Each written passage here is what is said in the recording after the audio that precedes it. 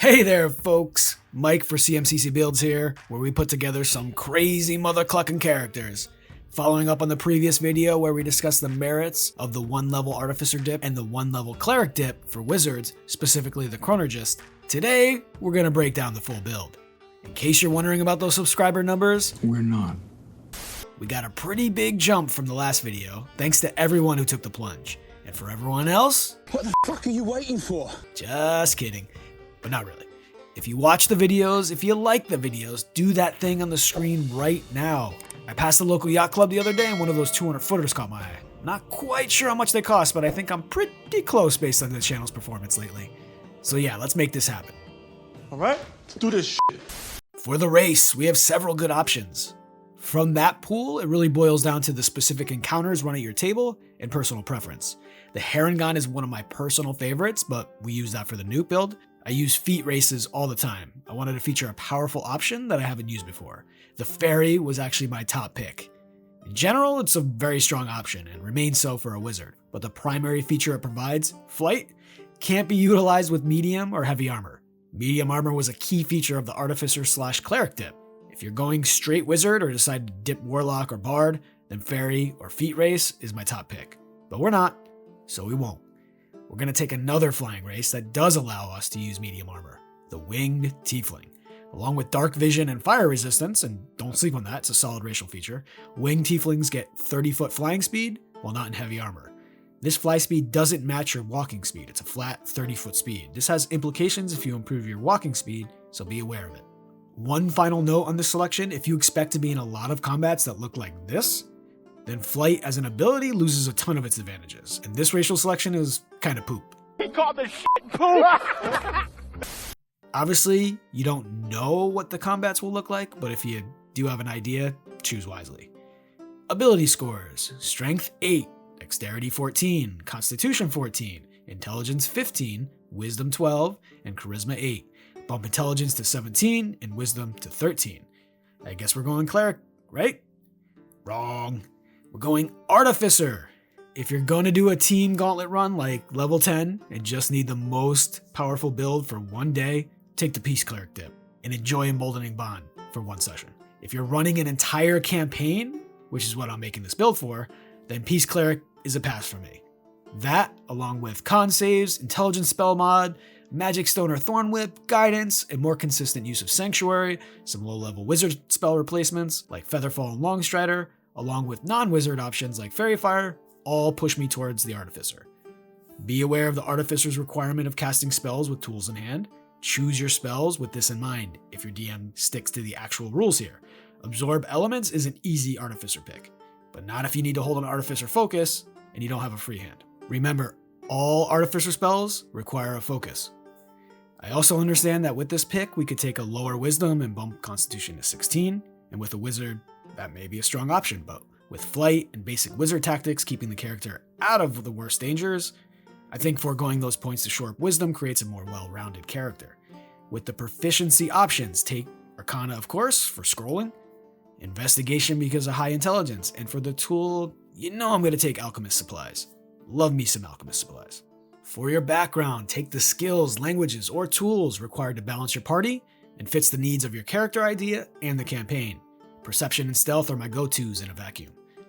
With the equipment options, get the best medium armor available, take a shield, a focus or component pouch, thieves tools, and the rest doesn't matter. And a wizard at level 2. At level 3, take the Arcane Tradition, Chronurgy magic, of course. Both Chronal Shift and Temporal Awareness are great. Chronal Shift effectively gives advantage or disadvantage on an attack, ability check, or saving throw, except you get to see the result. An ally fails something super important, go ahead and take another roll. Enemy lands a crit on your ally? Nope, roll again. Not quite as good as the Divination Wizard's Portent ability, but it's in the same ballpark. And then, Temporal Awareness adds Intelligence mod to Initiative, straight stealing the War Mage's tactical wit. At Wizard 4, it's time to round off Intelligence with a half feat. Most people take Fey Touch to do this. 2 spells, 2 free castings, both very good. But here's the thing, this is very powerful at level 1. You get a 2nd level spell and a free casting. You get access to a powerful 1st level spell and a free casting, Gift of Alacrity, or maybe Silvery Barbs. all while you have limited spell access and only 2 spell slots. That's a huge power increase. At level 5, that power increase is significantly reduced. It's still legitimately great, don't get me wrong, but a feat like Telekinetic that provides a valuable cantrip and beefs it up, while giving a very solid bonus action option that produces ever valuable force movement, inches its way past Fey Touch for me. So that's the pick here. And if you're looking to pick up your very own game day items, Only Crits has you covered. To be honest, I don't get my dice from anywhere else. This is what I use and what you should use to find those special dice and accessories. The selection is fantastic, and they have great prices, including the Dragon Eye set with dice sets and a badass dice bag for only $36, and you can get a massive 40% discount on every dice set when ordering a subscription right now. I use their dice, my kids use their dice, and like I said, you should too. Click the link onlycrits.com/CMCC builds and use the code CMCC to get 12% off everything on the site. This is a fantastic deal. 12% off the already low prices is honestly a just really great offer. Just check them out. You'll like what you see. Don't forget to use the link in the description below and the code to get your discount. At level 7, Wizard 6, Chronurgy get Momentary Stasis. This is the worst Chronurgy feature. Constitution saves, limited uses, and it lasts for only 1 turn or until the creature takes damage. That said, it's not bad. Kind of like a ranged stunning strike, but weaker because it requires an action, but no landed strike. Incapacitates instead of stuns, and ends with damage. Use it to cancel an enemy's turn, end caster concentration, or simply move your team into advantageous positions. At Wizard 8, take another feat. You probably have a magic staff or wand at this point, along with a shield in the other hand. If not, you still want to shore up concentration checks, and Warcaster is the best option to do so at this point. Chronurgy 10, character level 11, you get maybe the most broken class feature in Dungeons & Dragons 5e, Arcane Abeyance. You can cast spells with casting times longer than 1 action as a single action. I'm going to assume that your table has nerfed this ability, or you are self-nerfing it as to not break the game. If so, good on you. Your table thanks you. Even with that restriction, this ability allows you to maintain concentration on 2 spells at once.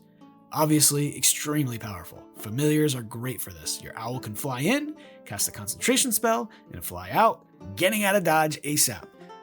2 more levels, and as we get deeper into the life of the character, it's time to shore up Wisdom via Resilient Wisdom. That brings Wisdom to 14, and saves up to +7 and eventually +8. The Charm and Mind Control type spells, Fear Effects, Hold Person, Polymorph, on, require Wisdom saves. These are spells and effects that just take you out of combat. They can be devastating, so making sure you don't succumb to them is of paramount importance. Wizard 14, level 15, Convergent Future is an incredibly powerful ability that, unfortunately, is written quite ambiguously. Is number rolled the total or the die roll? Goodbye now! Ow! God! I'm assuming an auto success or fail, so let's go with that. Yes, exhaustion sucks, but use this feature intelligently and it will be fantastic. Wizard 16, another ASI feat, and again we're foregoing the ASI for a feat. That's intentional. The best feats are better than ASI, and here we take another one of the best feats, Lucky. There is perhaps no better build thematically to take the Lucky feat. 3 rerolls after you roll, changing the outcome. Manipulating time and the course of events, perfect on this build. Wizard 18, character level 19, Spell Mastery. For the level 1 spell, take either Silvery Barbs or Shield. I have Barbs, and for the 2nd level spell, take Fortune's Favor. This is a Chronurgy after all. There is a 100 gold piece restriction on the unlimited castings here, but at this point, gold is rarely an issue. For some reason, D&D Beyond doesn't allow you to select this as your 2nd level spell mastery, so be aware of the issue. As we'll see in a minute, there are other spell issues with D&D Beyond. At Wizard 19, character level 20, we will finally max out intelligence. Spells will look something like this. Remember, you are a wizard. Learn as many spells as you can through your spellbooks and scrolls. Scribe as many scrolls as you can, and be awesome. You'll notice a lack of Graviturgy spells in this list. Again, D&D Beyond restricts Dunamancy spells to the same subclass as the spell derives from. So a Chronurgist only has access to Chronurgy spells, and vice versa. There's nothing spelled out in the rules that indicates this should be the case, so definitely look into spells like Magnify Gravity at level 1, which is the best 1st level blast spell, Immovable Object at level 2, all the way up to Dark Star at level 8. I know some people rank this spell really low, but it does a lot of good things, and with some smart tactics can just straight end encounters and eliminate enemy caster threats. By the way, how fucking weird is it that Explorer's Guide to Wildmount has been moved from sourcebooks to partner content? This just comes off as a big middle finger to the Critical Role team. And maybe Wizards felt the same way about Critical Role creating their own TTRPGs, but this just comes off as petty in my eyes. And I'm a person that generally has no issue with smart business decisions, regardless of how harsh they may seem. This, however, does not appear to be a smart business decision. It comes off as emotional rather than rational, something I actively dislike. Maybe I'm off base here, so let me know what you think. Okay, friends, that's the build. If you like the video and subscribe. 10,000 is the goal and we're right around the corner. If you want to support the channel or get access to character sheets to builds like this Chronurgist, my Patreon is linked below. See you here next time, folks.